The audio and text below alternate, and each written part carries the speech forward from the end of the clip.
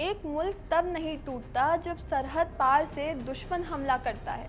वो तब टूटता है जब उसके संविधान की आत्मा को कुचल दिया जाता है, जब उसकी संस्थाएं सत्ता के आगे घुटने टेक देती है। और ये हुआ था 25 जून 1975 की आधी रात को। भाइयों और बहनों, राष्ट्रपति जी ने आपातकाल की घोषणा की है। जिस देश ने दुनिया को लोकतंत्र का सबसे बड़ा मॉडल दिया, उसी देश की लोकतंत्र की हत्या की गई। किसी बंदूक से नहीं, किसी तख्ता पलट से नहीं, बल्कि एक प्रधानमंत्री के हस्ताक्षर से। इमरजेंसी लागू हुई, आर्टिकल 352 का सहारा लिया गया और लोकतंत्र को 21 महीनों के लिए लॉकडाउन में डाल दिया गया। आखिर क्या हुआ उस रात? मौलिक अधिकार सस्पेंड कर दिए गए, हर सवाल को राजद्रोह बना दिया गया, विपक्षी नेता रातों रात जेल में डाल दिए गए, प्रेस की कलम तोड़ दी गई। और ये सब कुछ हुआ कानूनी भाषा में, संवैधानिक ढांचे के अंदर, बिना किसी तख्ता पलट के लोकतंत्र को मार डाला गया।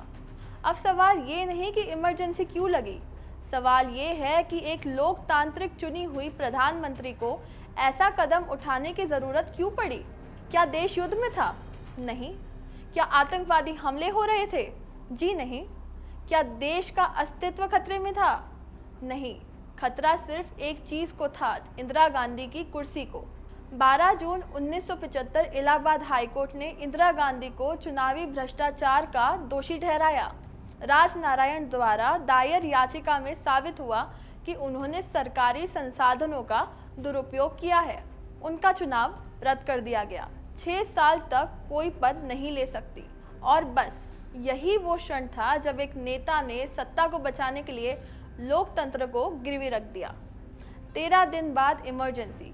रातों रात राष्ट्रपति फखरुद्दीन अली अहमद ने इमरजेंसी पर दस्तखत कर दिए।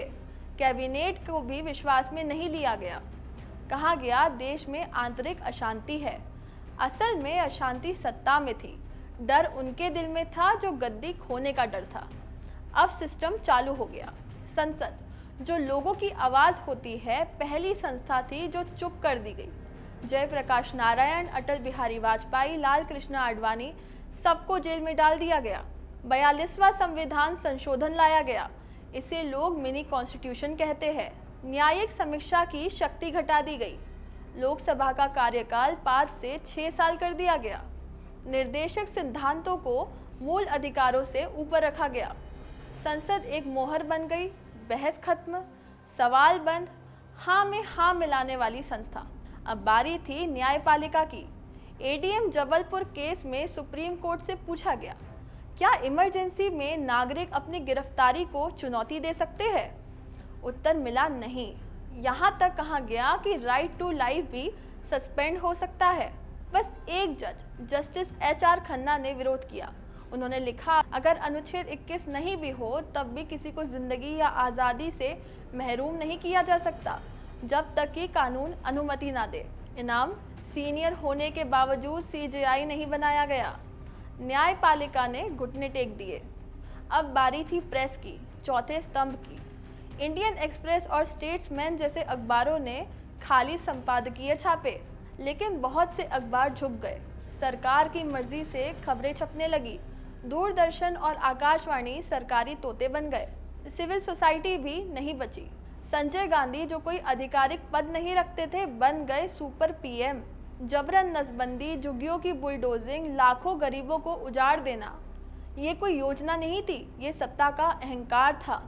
लेकिन जब हर चीज पर ताले लग चुके थे, जनता जागी।